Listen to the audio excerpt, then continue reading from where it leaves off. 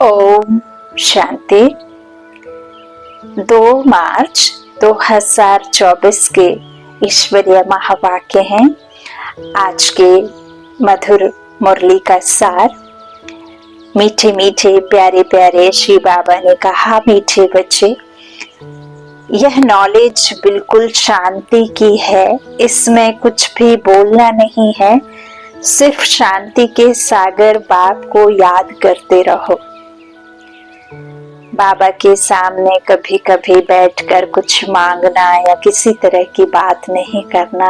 कभी कभी ऐसे ही बिल्कुल उनके रूहानी नूर चेहरे को, उस नूर को सिर्फ और सिर्फ निहारते रहो। कुछ मत कहो, कुछ मत मांगो, कुछ भी चाहत मत रखो। सिर्फ उस रूहानियत में, उसके प्यार में एक बार खोकर तो देखो।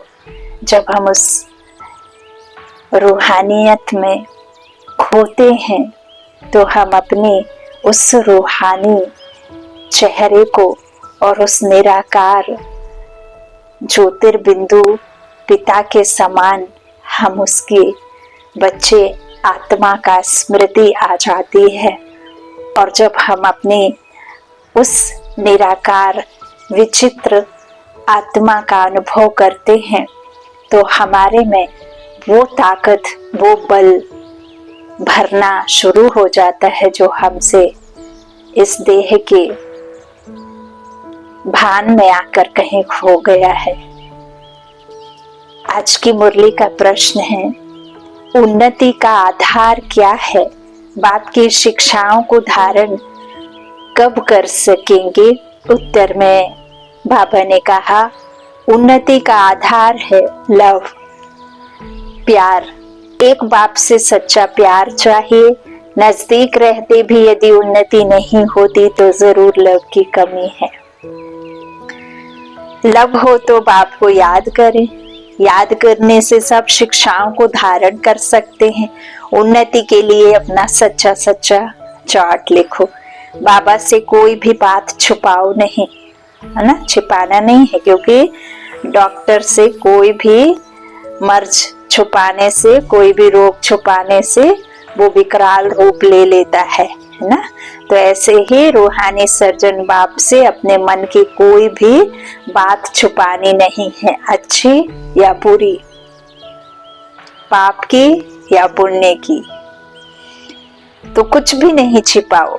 आत्माभिमानी बनते खुद को सुधारते रहो। ओम शांति।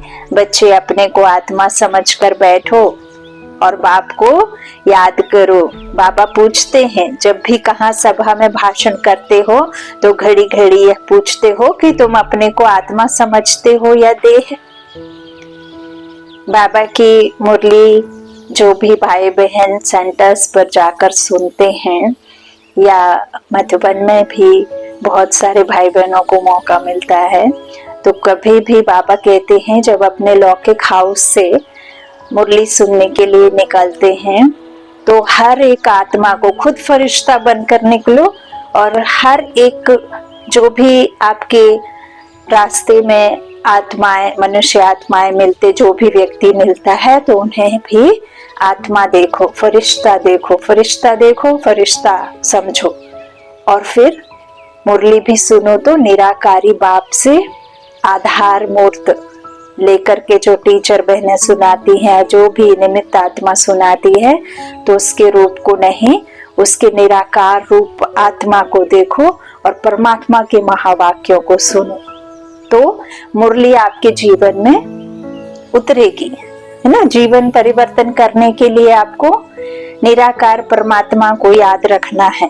वो ना दिखाई देने वाला शिक्षक और ना दिखाई देने वाला छात्र पढ़ती है ना। तो बाबा कहते, ऐसे में ही फिर तलवार में जोहर भरेगा, नहीं तो कैसे भरेगा।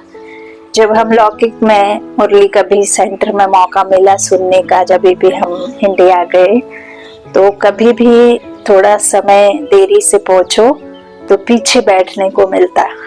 और पीछे जब बैठते और आगे सबसे तीखी नजर फिर पीछे वाले की ही सामने जाती है। तो बाकी जितने भी बाबा के बच्चे मुरली सुनते तो उन बच्चों में जब यह देखते समझते कि ये शरीर नहीं, ये लाइट के शरीर हैं और ये आत्माएं हैं जो मुरली बाबा की सुन रहे हैं, महावाक्यों को सुन रहे हैं, तो एक ऑरा बन जाता था सब मनुष्य, सब आत्माओं के। और एक वो ऑरा फिर ऐसे उछल उछल करके यहाँ वहां से बाबा की सीट पर जा करके, बाबा का जो पीछे जैसे चित्र लगा ऐसे ही वहां बहुत बड़ा लगा रहता है सेंटर्स में, तो फिर वो टीचर बहन भी वैसे प्रकाश की दिखती और बाबा का तो प्रकाश फिर पूरे में फैलता ही है। तो ये हमें अनुभव करते हुए जब हम सुनते हैं तो हमें मुरली जीवन में उतारने की आवश्यकता नहीं होती है, वो खुद ही उतर जाती है, समझने की नहीं, खुद समझ आ जाती है ना। फिर समझाने का हमें जौहर आ जाता है।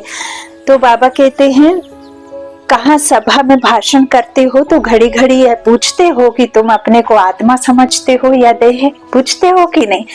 तो अपने को आत्मा समझकर यहाँ बैठो। आत्मा ही पुनर्जन्म में आती है, अपने को आत्मा समझ परम पिता परमात्मा को याद करो। बाप को याद करने से ही तुम्हारे विकर्म विनाश होंगे। इसको योग अग्नि कहा जाता है। निराकार बाप निराकारी बच्चों को कहते हैं, मुझे याद करने से तुम्हारे पाप कट जाएंगे और तुम पावन बन जाएंगे। फिर तुम मुक्ति जीवन मुक्ति को पाएंगे। सभी को मुक्ति के बाद जीवन मुक्ति में आना है जरूर। तो घड़ी घड़ी यह कहना पड़े कि अपने को आत्मा निश्चय करके बैठो। भाइयों और बहनों, अपने को आत्मा समझ बैठो और बाप को याद करो। यह फरमान बाप ने ही दिया है, ना कि जो सुना रहा है उसने दिया है। निराकार परमात्मा का यह फरमान है तो उसे मानना है। यह है याद की यात्रा। बाप कहते हैं मेरे साथ बुद्धि का योग लगाओ तो तुम्हारे जन्म जन्मांतर के पाप भस्म हो जाएंगे। अब यहाँ स्थूल में क्या किया? भक्ति में यज्ञ रचा। और वो यज्ञ कौन सा रचा? जिसमें स्थूल अग्नि को रखा। उस स्थूल अग्नि में ना जाने कौन कौन से स्थूल वस्तुओं का हवन किया। काले तिल, घी, जो कुछ भी चढ़ाते उसमें शक्कर घृत आदि डालते। तो बाबा कहते हैं मेरे ज्ञान घृत से तुम्हारी आत्मा की जो जोत बुझी हुई है, जो उझाई हुई है, उसे सोझरे में ले जाने के लिए इस ज्ञान घृत को डालने की आवश्यकता। और उस ज्ञान घृत को डालने से फिर इस आत्मा पर जमी हुई कालक, जो काम, क्रोध, मोह, लोभ, अहंकार, द्वेष, घृणा, एक दूसरे से कितने सारे हैं, किसी के प्रति गलत भावना रखना, अशुभ भावना रखना, किसी को बदले की भावना, ये सब जो लगा हुआ अंदर में, वो इस ज्ञान घृत को जैसे जैसे हम परमात्मा के इस याद से इसमें डालते जाएंगे वैसे वैसे वो हमारा सब कुछ बाहर आता जाएगा। आत्मा शुद्ध होती जाती है, सोझरे में चली जाती है।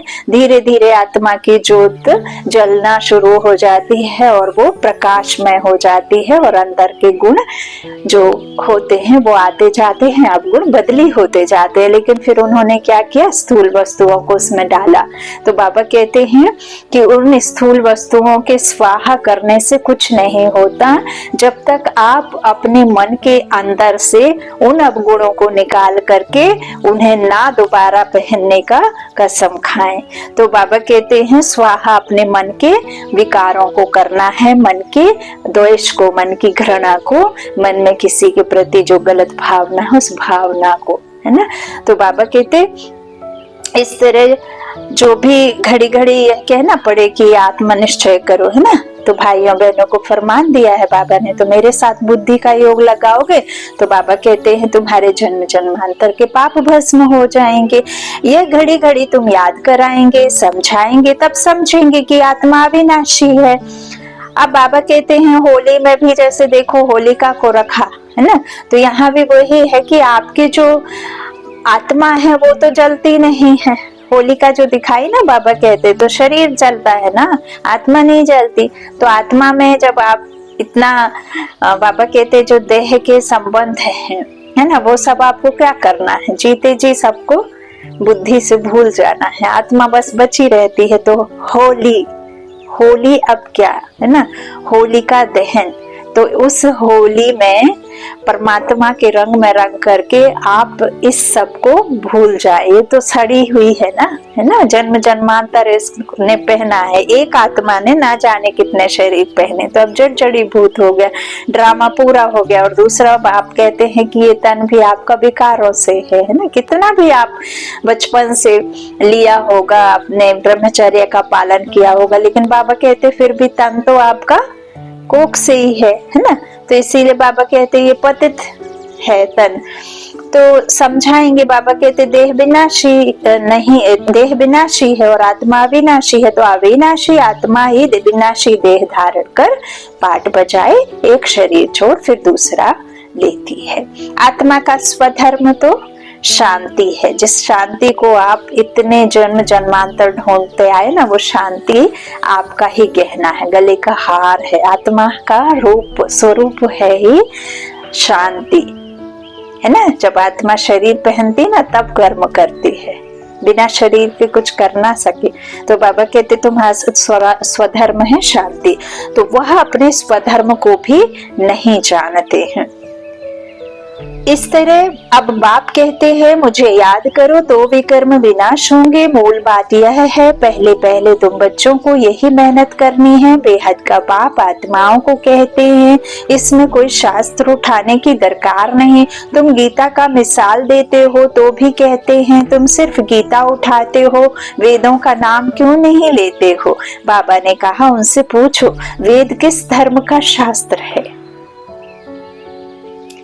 कहते हैं आर्य धर्म का। आर्य किसको कहते हैं?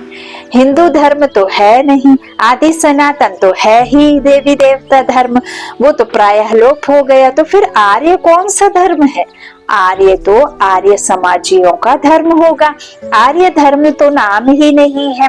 आर्य धर्म किसने स्थापन किया? तुमको वास्तव में गीता को भी नहीं उठाना है। पहली बात है अपने को आत्मा समझ बाप को याद करो तो सतो प्रधान बन जाएंगे। इस समय सब है तमो प्रधान। पहले पहले तो बाप का ही परिचय देना है, महिमा भी बाप की ही करनी है। यह भी तुम तब कर सकेंगे जब तुम खुद बाप को याद करते होंगे। इस बात की बच्चों में कमजोरी है। बाबा हमेशा कहते हैं याद की यात्रा का चार्ट रखो कि 24 घंटों में कितने मिनट कितने घंटे बाप को याद किया। बाबा कहते दिल से हर एक पूछे, दिल पर हाथ रखो, कोई किसी से कह नहीं सकता। बाबा कहते हैं दिल दर्पण में चेक करो, है ना। बाबा ने एक दर्पण दिया ना, उसमें चेक करो और पूछो कि कितना याद किया, कितना कराया, कितना इकट्ठा किया, है ना। तो बाबा कहते तुम बच्चों के दिल में अथाह खुशी होनी चाहिए, है ना, कि हम कहाँ तक याद करते हैं। खुशी रहनी चाहिए। तुमको अंदरूनी खुशी होगी तो दूसरों को भी समझाने का असर होगा। पहली मूल बात यह है, यही कहना है कि भाइयों और बहनों अपने को आत्मा समझो। ऐसे और कोई सत्संग में नहीं कहेंगे, वास्तव में सत्संग कोई है नहीं। सत्य का संग एक ही है, बाकी है कुसंग। कुसंग डुबोए और सत्संग जो बाबा कहते हैं वो क्या करता है, एक बोरता है और एक बेड़ा पार करता है ना। तो सत्य का संग एक ही है, बाकी है कुसंग। यह है बिल्कुल नई बात। वेदों से तो कोई धर्म स्थापन हुआ ही नहीं है, तो हम वेदों को क्यों उठाएं? कोई में भी यह नॉलेज है नहीं। खुद ही कहते हैं नेति नेति अर्थात हम नहीं जानते हैं तो नास्तिक हुए ना। अब बाप स्वयं कहते हैं आस्तिक बनो, अपने को आत्मा समझो। यह बातें गीता में कुछ हैं, वेदों में नहीं है। वेदों में है नहीं। वेद उपनिषद तो ढेर है। तो बाबा कहते ना जैसे अब मेन जो रिलेशन होते हैं वो मात पिता और उनके मात पिता, माना दादी दादा और मम्मी पापा और बच्चे भाई बहन, इतना है। फिर कितने हो गए? नानी नाना, मामा मामी, काका काकी, है ना। फिर फ्रेंड, फिर उनके फ्रेंड, फिर समाज, फिर कहना चाहिए कजिन्स, तो कितने सारे हो गए, काका के काका, उनको भी काका, तो ऐसे कितने सारे रिश्ते हो जाते हैं। अब तो अनगिनत है ना, कितने सारे नाम दे दिए हैं रिश्तों को भी, लेकिन उनको निभाना तो होता नहीं है ना, आजकल चल नहीं पा रहे। तो ये भी ऐसे ही है। मेन तो बाप दादा है ना। ब्रह्मा को चाहे आप माँ कहो और चाहे बाप कहो, दादे का वर्षा बाप के द्वारा मिलता है ना, इन्हें ही माँ कहो। अब इन्होंने अडॉप्ट किया, क्योंकि बाबा कहते हैं कि मेल के द्वारा बच्चियों की पालना नहीं हो सकती, इसीलिए फिर सरस्वती मम्मा को अडॉप्ट किया, है ना। फिर शास्त्रों में कह दिया कि ब्रह्मा का बेटी पे दिल आया। तो यहाँ ये सब बाबा हमें इतना खूबसूरती से और इतना सहज समझाते हैं। तो बाबा कहते हैं कि उनको अडॉप्ट किया, है ना। देखो मम्मा कितना तीखी गई, फिर इनको अडॉप्ट किया, स्त्री को अडॉप्ट करना ही पड़े बाप को, है ना, तब तो बच्चे बने। तो फिर बाबा कहते हैं मैंने स्त्री को अडॉप्ट किया, फिर इसके द्वारा मैंने अपना सब कुछ तुमको दिया। तो ब्रह्मा मुख वंशावली अडॉप्ट किया ब्रह्मा बाबा के द्वारा, शिव बाबा ने बच्चों को। तो बाबा कहते रिश्ते सिर्फ इतने ही, बाकी ये सब जो है वर्शंस हैं, और वो भी मनुष्यों ने बैठ बनाए हैं, है ना। मेरा तो बनाया हुआ एक ही है। तो आदि सनातन देवी देवता धर्म जिसकी मैंने स्थापना किया, वो तो है नहीं, वापस मैं स्थापना करने आया हूँ। तो बाकी सब ये आर्य उपनिषद, ये जो भी है शास्त्र आदि वेद, ये कहाँ से आए, बाबा कहते। तो इस तरह बाबा कहते कि उपनिषद तो ढेर हैं, वेद ढेर हैं, अब वह किस धर्म का शास्त्र है। मनुष्य तो अपनी बातें करते हैं, तुमको किसका भी सुनना नहीं है। बाप तो सहज समझाते हैं, अपने को आत्मा समझ, बाप को याद करो तो पावन बन जाएंगे। इसलिए वर्ल्ड की हिस्ट्री ज्योग्राफी को जानना है। तुम्हारा यह त्रिमूर्ति गोला है मुख्य, इनमें सब धर्म आ जाते हैं। पहले पहले हैं देवी देवता धर्म। बाबा ने कहा है त्रिमूर्ति गोला बड़ा बड़ा बनाकर दिल्ली के मुख्य स्थान पर, जहां आना जाना बहुत है, वहां लगा दो, है ना। तो मन में फिर मनुष्यों की जिज्ञासा जगती है, और जिज्ञासा जागती है तो फिर वो उस जगह पर जाना चाहते हैं, जाने की कोशिश करते हैं, पहुंचते हैं, जहां से फिर उनको वो प्रश्न के उत्तर मिले, है ना। तो फिर वो जुड़ते हैं, उससे जाते हैं, क्योंकि भगवान को ढूंढने का तो अभी भी लोग देखो दर दर भटक रहे हैं। तो जो बिरादरी के होंगे उनको तीर लग जाएगा, जिनको नहीं लगना है तो वो तो फिर है ही नहीं बिरादरी के। तो बाबा कहते इस तरह से वहां रखो, है ना, जहां आना जाना है। तो 3 सीट पर हो, ताकि बरसात का किसी भी मौसम का उस पर कोई असर ना हो, है ना। इतना अच्छा कलर वलर करवाओ। तो सीढ़ी में तो और धर्मों का नहीं आता है, लेकिन बाबा कहते हैं कि गोले में, त्रिमूर्ति के गोले में आता है। तो सीढ़ी में तो और धर्मों का नहीं आता है। मुख्य यह 2 चित्र हैं, समझाना ही इस पर है। पहले है बाप का परिचय, बाप से ही वर्षा मिलता है। इस बात का निश्चय कराने बिगर तुम्हारा कुछ भी कोई समझ नहीं सकेगा। एक बाप को ही नहीं समझा है तो दूसरे चित्रों पर ले जाना ही फालतू है। अलफ को समझने बिगर कुछ भी समझेंगे नहीं। बाप के परिचय बिगर और कोई भी बात ना करो। बाप से ही बेहद का वर्षा मिलता है। बाबा ख्याल करता है ऐसी सहज बात क्यों नहीं समझते हैं। तुम्हारी आत्मा का बाप वह शिव है, उनसे ही वर्षा मिलता है। तुम सब आपस में ब्रदर्स हो। जब इस बात को भूलते हो तो तब तमो प्रधान बन जाते हो। अब बाप को याद करो तो सतो प्रधान बन जाएंगे। बाबा कहते जब हम देह को याद करते हैं ना, जब देह को याद करते हैं तो हमारी सारी राजाई लुट जाती है, हम रंक बन जाते हैं, रईस से रंक बन जाते हैं, है ना। राजा महाराजा से बिल्कुल एकदम बैगर बन जाते हैं, भिखारी बन जाते हैं। क्या करते हैं, मंदिरों में जाकर के हाथ जोड़ करके मांगते ही है ना। और मांगते मांगते मांगते मांगते ये हालत हो जाती है कि हम बिल्कुल एकदम तमो प्रधान हो जाते हैं। कुछ भी हमारे पास नहीं रहता है, ना आत्मा में बल रहता है, ना हमारे पास में किसी प्रकार का कोई प्रेम करने के लिए रहता है, ना हमारे अंदर कोई किसी प्रकार की किसी के प्रति अच्छी भावना रह जाती है, ना देने की भावना रह जाती है। सिर्फ और सिर्फ ले देने की भावना बचती है, ना किसी के पास में देने के लिए प्रेम है, सिर्फ लेना चाहते हैं लेकिन देने की आस किसी में नहीं रह जाती है। तो ये जब हम देह में आते हैं ना, तब इतना सब कुछ हमारे साथ में हो जाता है। और जैसे ही हमें वो परमात्मा आकर के हमारा असली रूप, असली रंग, असली प्यार हमें बताता है कि तुम असल में भगवान के बच्चे आत्मा हो, और आत्मा में ये सब होता है जो तुम भूल जाते हो देह की वजह से, तो फिर हम वापस महाराजा महारानी और राजा रानी बन जाते हैं, रंक से रईस बन जाते, बैगर से प्रिंस बन जाते हैं ना। तो बाबा कहते हैं उसके लिए फिर तुमको इस देह के संबंधों को भूलना होगा, तभी फिर तुम्हारे पास वापस राजाई आएगी।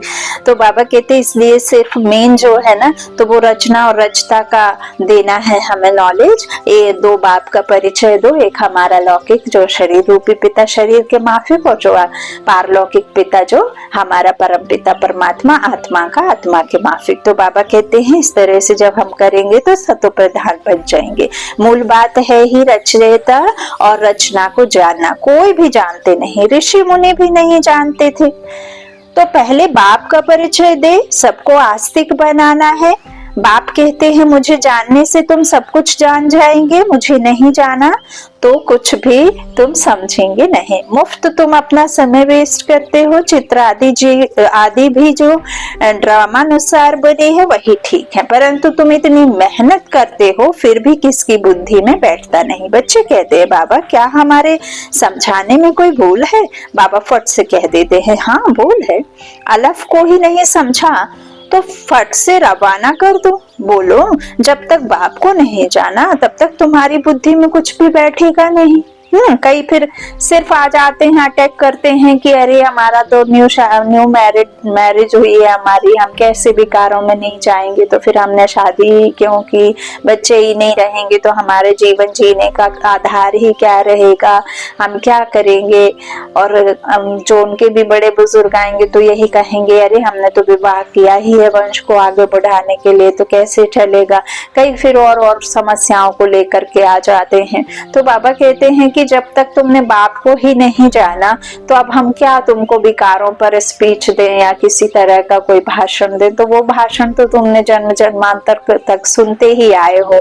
मोटिवेशनल थॉट को सुन करके आए हो। लिखावट तो किताबों की कितनी तुमने पढ़ी है, अच्छा दिमाग करने के लिए, अच्छी सोच रखने के लिए, कर्म करने के लिए, लेकिन उससे कुछ सुधार तो नहीं हुआ।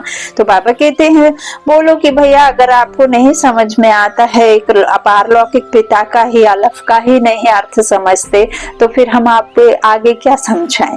तो बाबा कहते उनकी बुद्धि में बैठेगा नहीं। तुम भी जब देही अभिमानी अवस्था में नहीं रहते हो तो आंखें क्रिमिनल रहती हैं। सिविल तब बनेंगी जब अपने को आत्मा समझेंगे। देही अभिमानी होंगे तो फिर तुमको आंखें धोखा नहीं देंगी। देही अभिमानी नहीं तो माया धोखा देती रहेगी ना, देती रहती है ना। तो बाबा कहते हैं इसलिए पहले तो आत्मा अभिमानी बनना है। बाबा कहते हैं अपना चार्ट दिखाओ तो मालूम पड़े। अगर अभी तक झूठ पाप गुस्सा है तो अपना ही सत्यानाश करते हो। बाबा चार्ट देखकर समझ जाते हैं कि यह सत्य लिखा है या अर्थ भी नहीं समझा है। सब बच्चों को बाबा कहते हैं चार्ट लिखो। जो बच्चे योग में नहीं रहते वह इतनी सर्विस भी नहीं कर सकते। जौहर नहीं भरता है। भल बाबा कहते हैं कोटों में कोई निकलेगा, परंतु जब तुम खुद ही योग में नहीं रहते तो दूसरों को फिर कैसे कहेंगे कि याद में रहो, है ना। तो सन्यासी कहते हैं सुख कागविष्ट समान, वह सुख का नाम ही नहीं लेते हैं। तुम जानते हो भक्ति अथाह है, उसमें कितनी आवाज है। तुम्हारी नॉलेज तो बहुत शांति की है। बोलो शांति का सागर तो बाप ही है ना। जो रूहानी प्यार है ना वो है ही गुप्त, उसे शब्दों में या शंख मजीरा बजा करके उसे शो नहीं कर सकते, दिखा नहीं सकते। ये रूहानी प्यार जो है ना वो आंखों से भल गिरकर दिख जाए रूहानियत, लेकिन वो भी उसी को समझ आएगी जिसको ये रूहानी प्यार हुआ होगा।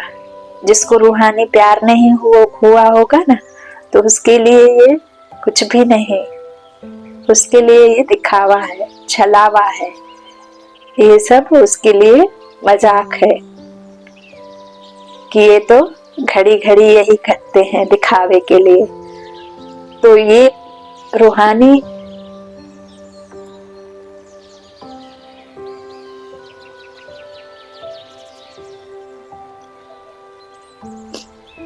शुक्रिया बाबा, शुक्रिया। तो बाबा कहते हैं कि शांति का सागर तो बाप ही है। अपने को आत्मा समझ बाप को याद करना है। बाप कहते हैं मनमना भव, यह अक्षर भी नहीं कहो। हिंदुस्तान की ही हिंदी भाषा, फिर संस्कृत दूसरी भाषा क्यों? जब हिंदुस्तान की हिंदी भाषा तो संस्कृत भाषा दूसरी क्यों? बाबा कहते ना हिंदी, तो बाबा क्या है, बिंदी है कि नहीं है? तो हिंदी के ऊपर जो डॉट रखा है ना, हिंदी के ऊपर जो डॉट रखा है ना, वही बाबा बिंदी है। और वही हिंदी में सब कुछ समाया है, वो बिंदी में। तो बाबा कहते इसीलिए फिर ब्रह्मा बाबा को सिंधी है ना, बाप की भाषा बिंदी, बाप हमारा बिंदी, और बाबा ने जिसका आधार लिया वो सिंधी। तो बाबा कहते अब ये दूसरी भाषा संस्कृत कहाँ से आई? अब इन सब भाषाओं को छोड़ो, पहले तुम भाषण करो कि अपने को आत्मा समझो। बहुत हैं जो अपने को आत्मा भी नहीं समझ सकते, याद नहीं कर सकते, अपने घाटे को कोई समझ ना सके। कल्याण तो है ही बाप की याद में। और कोई सत्संग में ऐसे नहीं कहते हैं कि अपने को आत्मा समझ बाप को याद करो। बच्चे कभी बाप को एक जगह बैठ याद करते हैं क्या? उठते बैठते बाप की याद है ही, है ना। लौकिक में भी हम किसी को याद करते हैं तो ऐसे थोड़ी ना कि आसन लगा लेते हैं या वो कोई फोर्स करके कहते हैं कि याद करो, या कोई ऐसी एक जगह होती है वही जगह पर हमें बैठ करके याद करना, या लाल लाइट जलाएंगे तभी हमें, पीली लाइट जलाएंगे तभी हमें उसकी याद आएगी, कोई एक पर्टिकुलर वस्त्र पहनेंगे तभी हमें उसकी याद आएगी, है ना। अब ये जो बाबा ने सफेदी दी है ना, तो ये सफेदी आत्मा की सफेदी है। फरिश्तों का जो ड्रेस है ना, वो फरिश्ताई ड्रेस के लिए बाबा ने ये रखा है। ऐसे नहीं है कि आप इसको पहन करके ही करना, वो तो आत्मा की सफेदी की, आत्मा की प्योरिटी की बात बाबा ने कही है। आत्मा में दाग नहीं होना चाहिए। वस्त्र में दाग लगने से क्या है? इस वस्त्र पर तो आप अगर एक काला डॉट रख देते हैं तो वो काला डॉट तो दूर से ही दिखता है। अब मैं अगर इसको रखती हूँ तो आप कितनी भी दूर रहेंगे तो ये दिखेगा, है ना। तो जो बेदाग बना रहा है बाबा, तो वो तो आपके किसको बना रहा है? यहाँ जो बैठी हुई है उस विचित्र को बना रहा है ना, उसमें चरित्र भर रहा है जो चरित्रहीन हो गई है। तो बाबा कहते इस तरह से उठते बैठते बाप की याद है ही। तो आत्माभिमानी बनने की प्रैक्टिस करनी है। तुम बहुत बोलते हो, इतना बोलना नहीं चाहिए, माफी। तो मूल बात है याद के, यात्रा की, योग अग्नि से ही तुम पावन बनेंगे। इस समय सब दुखी हैं, सुख मिलता ही है पावन बनने से। तुम आत्माभिमानी हो, किसको समझाएंगे तो उनको तीर लगेगा। कोई खुद विकारी है और किसको कहेंगे निर्विकारी बनो तो उनको तीर नहीं लगेगा। बाप कहते हैं बच्चे तुम खुद याद की यात्रा पर नहीं रहते ना, इसलिए तीर भी नहीं लगता। और बाबा ने कई दफा कहा है कि मुरली सुनाते वक्त या बाबा की कोई भी बात करते समय बाबा बाबा कहना है ना। तो बाबा की याद में रह करके ही सब कहना है। तो बाबा कहते, अब बाप कहते हैं बीती सो बिंदी, पहले अपने को सुधारो, दिल से कहो। हम अपने को आत्मा समझ बाप को कितना याद करते हैं, झूठ नहीं कहना है। जो बाप हमको विश्व का मालिक बनाते हैं, हम शिव बाबा के बच्चे हैं तो जरूर हमको विश्व का मालिक बनना है। वही एक माशूक आकर तुम्हारे सामने खड़ा हुआ है, तो उनके साथ बहुत लव होना चाहिए। लव माना याद। शादी होती है तो स्त्री का पति के साथ में कितना लव होता है। तुम्हारी भी सगाई हुई है, शादी नहीं, तो वह तो जब विष्णुपुरी में जाएंगे, पहले शिव बाबा के पास जाएंगे, फिर ससुर घर जाएंगे। अब यहाँ देखो बाबा श्रृंगार कर रहे हैं ना, ऐसे ही तो नहीं कन्या को विदा कर देते ना। जेवर एवर पहनाते, तो पहले देखो तेल दाई क्या क्या की पुराने वस्त्र पहना पहना के कैसे उसे सजाने के लिए तैयार करते हैं, जेवर लाते हैं, फिर उसे आखिरी दिन सजाते हैं ना। तो ऐसे ही बाबा क्या कह रहे हैं, यहाँ सगाई हुई है ना। तो लब माना याद, शादी होती है तो स्त्री का पति में कितना लब होता है, तुम्हारी भी सगाई हुई है, शादी नहीं है। वह तो जब विष्णुपुरी में जाएंगे, पहले शिव बाबा के पास जाएंगे, फिर ससुर घर जाके दो कुल की रीत निभाएंगे, है ना, सतयुग और त्रेता की। फिर आत्मा वैसी हो जाएगी। तो बाबा कहते हैं सगाई की खुशी कम होती है क्या? सगाई हुई और याद पक्की हुई। सतयुग में भी सगाई होती है, परंतु वहां सगाई कब टूटती नहीं है, अकाली मृत्यु नहीं होती, यह तो यहाँ होती है। तुम बच्चों को भी गृहस्थ व्यवहार में रहते पवित्र बनना है, भल बहुत नजदीक भी रहते हैं फिर भी उन्नति नहीं होती है। जो उस लब से आते हैं उनकी बहुत उन्नति होती है। याद ही नहीं तो लब भी नहीं रहता, तो उनकी शिक्षाओं को भी धारण नहीं कर सकते। भगवान वाच, तुम बच्चे सबको यही पैगाम दो कि काम महाशत्रु है जो आदि मध्य अंत दुख देता है। तुम तो पवित्र सतयुग के मालिक थे, अभी तुम गिरकर गंदे बन पड़े हो। अब यह अंतिम जन्म फिर से पवित्र बनो। काम चिता पर बैठने का हथियाला कैंसिल करो, है ना। काम का हथियाला बांध देते हैं ना, सगाई करके क्या करते हैं, हाथ में एक दूसरे को दे के विकारों में गिरने के लिए ही तो सगाई होती, शादी होती है ना। तो तुम बच्चे जब योग में बोलेंगे तब किसकी बुद्धि में बैठेगा, जब बाबा की याद में रह करके कंबाइंड हो करके बोलेंगे ना, तब किसी की बुद्धि में बैठेगा, वरना नहीं बैठेगा। तो बाबा कहते ज्ञान तलवार में योग का जौहर चाहिए। पहली मुख्य है एक बात, बच्चे कहते हैं बाबा हम बहुत मेहनत करते हैं तब मुश्किल कोई निकलता है ना। जो ज्ञान देते हैं ना तो सुनते नहीं। बहुत सारे भाई बहन सुनाते हैं अपना अनुभव कि दीदी वो तो ऐसी बात बोल देते हैं जहां हमें जवाब नहीं देते बनता है। तो देखिए इस संसार में अलग अलग पार्ट में अलग अलग आत्माएं हैं। इतना बड़ा ये मनुष्य रूपी सृष्टि झाड़ है, तो सबका दुनिया में अपना अपना ड्रामा में पार्ट है और था और रहेगा, और आने वाले समय में फिर भी वही रिपीट होना है। तो बाबा कहते हैं कि फिर उनको वही समझाओ जिस ड्रामा में वो आएंगे, लेकिन बाप का तो अलफ का तो उन्हें बताना है, परिचय तो देना है। तो जहाँ मर्ज को बाबा कहते दवा वही देते हैं जो उसे रोग है ना। अब आपको सर्दी है, आपको निमोनिया का तो वो देंगे, तो बुखार की तो नहीं दे देंगे। कैंसर है तो आपको कोई दूसरे मर्ज की तो दवा नहीं दे देंगे। तो ऐसे ही बाबा कहते हैं उसकी मर्ज नब्ज पकड़ो, रोग देखो फिर उसे दवा दो। तो बाबा कहते हैं आज की यात्रा में मेहनत करो, है ना। तो समझाएंगे, तीर लगेगा योग में रहकर। अब रावण से हारकर विकारी बने हो, अब निर्विकारी बनो। बाप की याद से तुम्हारी सब मनोकामनाएं पूर्ण हो जाएंगी। बाबा स्वर्ग का मालिक बनाते हैं। बाबा डायरेक्शन तो बहुत देते हैं, परंतु बच्चे अच्छी तरह कैच नहीं करते हैं और बातों में चले जाते हैं। मुख्य तो बाप का पैगाम दो, परंतु खुद ही याद नहीं करेंगे तो दूसरों को कैसे कहेंगे। ठगी नहीं चलेगी।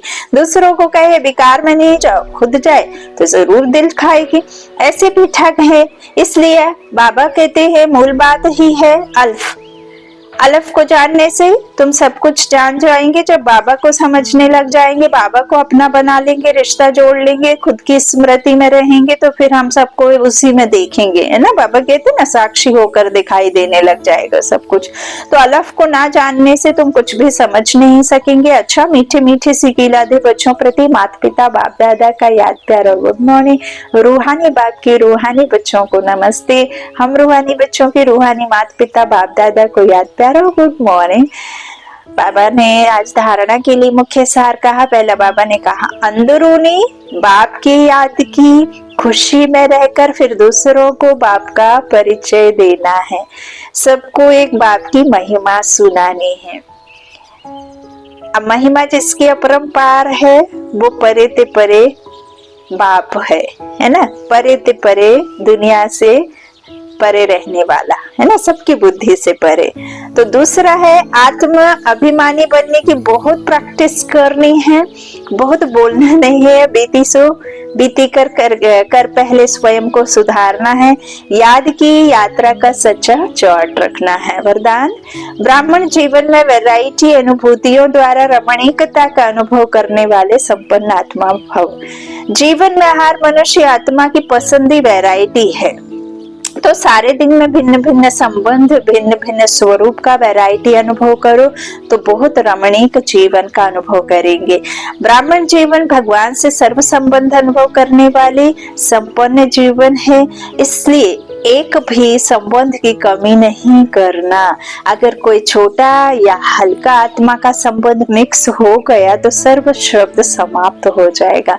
जहाँ सर्व है वहाँ ही संपन्नता है, इसलिए सर्व संबंधों से स्मृति स्वरूप बनो। स्लोगन है, बाप समान अव्यक्त रूपधारी बन प्रकृति के हर दृश्य को देखो तो हलचल में नहीं आएंगे। बाप समान अव्यक्त रूपधारी बन प्रकृति के हर दृश्य को देखो तो हलचल में नहीं आएंगे। संसार में जो भी जैसा भी हो रहा है या जैसा भी होगा वो सब नथिंग न्यू, जो हुआ सो होना होगा, और आपके नहीं मानने से या ना हो ऐसा सोचने से वो ना हो, ये संभव नहीं है। इसीलिए हर एक सीन को, चाहे वो कैसी भी हो, अच्छी आपको लगे या बुरी लगे, आपको परेशान करे या ना करे, तो वो तो होना ही है ना। अच्छा, ओम शांति।